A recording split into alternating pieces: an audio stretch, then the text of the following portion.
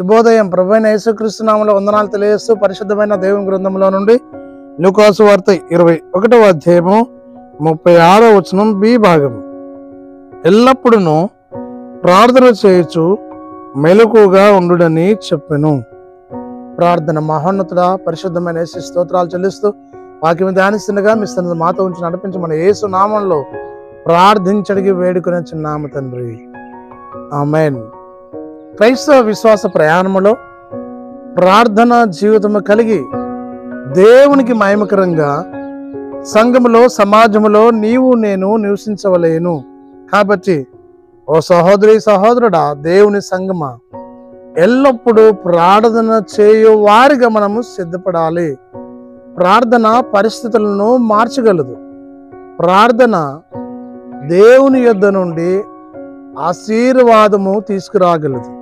ప్రార్థన ద్వారా అద్భుత కార్యాలు జరిగాయి. ప్రార్థన ద్వారా విజయాలు పొందుకున్నారు. ప్రార్థన చేయడం ద్వారా చెరసాల ప్రాకారములు బ్రద్దలై విడిపించబడ్డారు. ప్రార్థన ద్వారా అపవాది చేతుల నుండి విడిపించబడి దేవునికి మహిమకరంగా నివసించారు. కాబట్టి నా క్రైస్తవ విశ్వాస జీవితంలో ప్రార్థిస్తూ దేవుడు ఇచ్చే ఆశీర్వాదమును పొందుకొని నివసించే ధన్యత, కృపా, భాగ్యము పరిశుద్ధాత్మ దేవుడు మనందరికి తోడయుండి నడిపించి దీవించనుగాక.